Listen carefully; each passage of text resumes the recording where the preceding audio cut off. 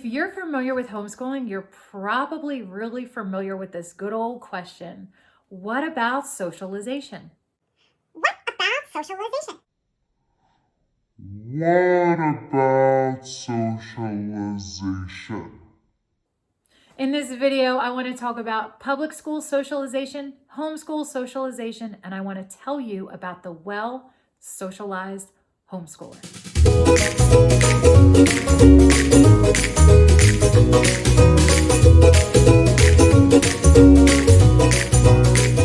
Hi guys, this is Mandy. Welcome to my channel where I talk about the love of teaching, whether it's homeschooling, online teaching, or just providing tips on how to be successful at both. Today, I want to talk about that major buzzword around homeschooling, which is socialization. Homeschoolers know this word all too well. Homeschoolers also know lack of socialization and homeschooling is a complete myth.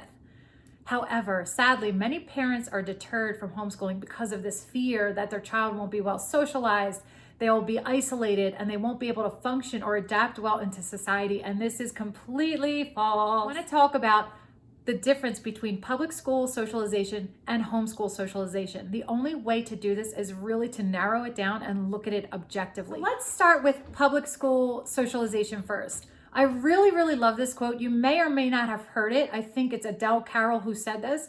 Forced association is not socialization. Forced association would be what happens in public school. Children are forced, not physically forced, but they are forced into a classroom according to their age and grade.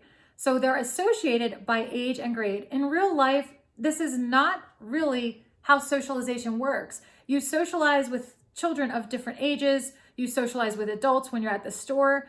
True socialization is the ability to socialize with anybody at any time. It's not just with kids your age. Now, let's take a look at that classroom. When 20 kids are in one classroom, they're expected to sit and be quiet and not be disruptive, which is understandable because they are there to learn. However, students will find a way to socialize, whether it's writing notes in class, which is what I used to do, or whispering to each other, which can also be very disruptive to the students who are actually paying attention and really want to learn that content. Socialization also has a time limit on it at school, whether it's between classes or on recess. And the socialization tends to end abruptly, whether it's by a bell or a teacher. Children are socializing and then they just have to stop. In addition to that, socialization in schools today, due to the pandemic, look very different because of socially distant and masks. This really makes it a lot harder for children to get any type of quality socialization in school at all. When I was growing up, I was always an introvert. I went to public school. I was a bit on the shy side. I was more quiet. I went all through public school. Public school did not change me one bit. That's how I've been. That's how I've always been. That's just my personality.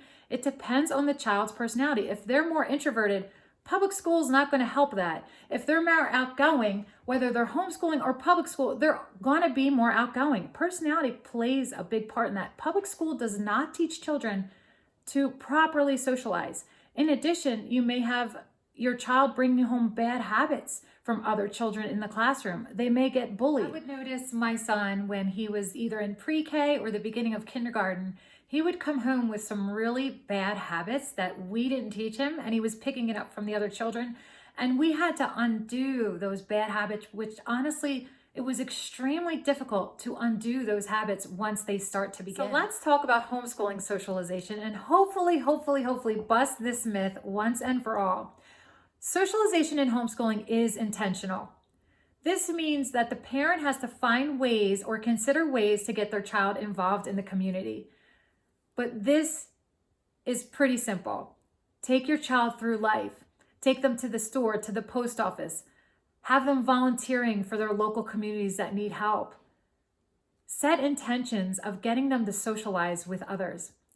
What helped me the most when I began was Facebook. Once I began homeschooling, I joined my local Facebook groups, and immediately I saw how many opportunities there were to socialize. Play dates, field trips, group activities, library meetups. There were so many activities. So we met a lot of friends when I began. He was young, and that's how it starts. You begin to meet others. In contrast to public school socialization, there is no time constraint for socialization when homeschooling. Your child can sit and learn in a quiet environment without additional distractions. And once they're done their work, they can go out and socialize for as long as they want. Study after study, homeschoolers have been shown to be really socially skilled, take leadership roles, and have really strong creative thinking abilities. In addition to that, they're also well adjusted in terms of working with groups of people of different ages. If you think of the workplace, you are not in a workplace of everyone of the same age. You're not in that forced association as you are in public school. Homeschoolers are more adjusted to working with, say, someone older than they are or someone younger than they are without having issues. They're able to socialize well with these different age groups. To give you an idea as to what we do for socialization, I wrote down a list for both of my boys as to what they've been involved in this year alone. So I just wanted to start to give you an idea of what we're involved in, how we find social opportunities. My son plays football.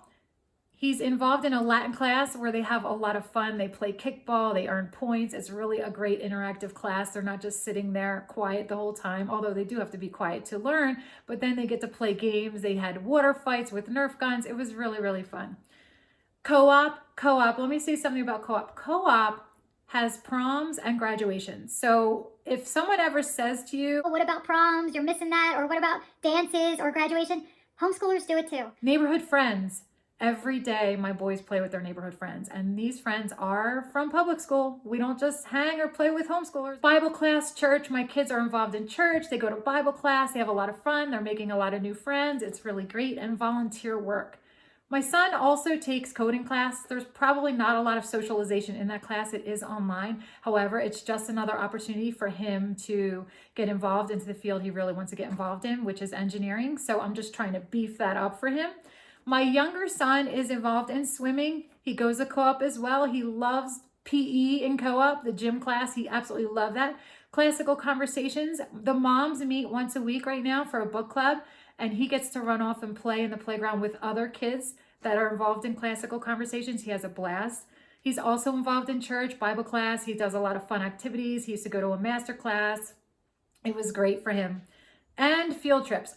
We do field trips as much as we possibly can. It's great opportunities for socialization. If people ask you questions or they seem a little judgy, you have two options. You can either educate them or you can just ignore it. Sometimes if I'm in the mood, I'll take time to educate them if they seem a little like they're getting snippy with me or snarky about socialization. I will take the time to calmly and intelligently educate them on socialization. Or sometimes if I'm not in the mood, I just basically ignore it. If your child's seeking additional socialization opportunity, it is up to the mom. It's really up to the moms and dads to find these opportunities. Keep looking, you will find the opportunities. Once you start finding these opportunities, it will grow as you continue. Hopefully you enjoyed my video today. I hope to ease your mind about homeschooling and socialization and give you a good idea about the socialized homeschooler. Check out my previous 2 videos, how to start homeschooling, get the courage to homeschool, why I chose homeschool, and what you can expect. And make sure you subscribe, like, and comment on this video with your experience of socialization and maybe your perspective of public school socialization versus homeschool socialization. See you next time.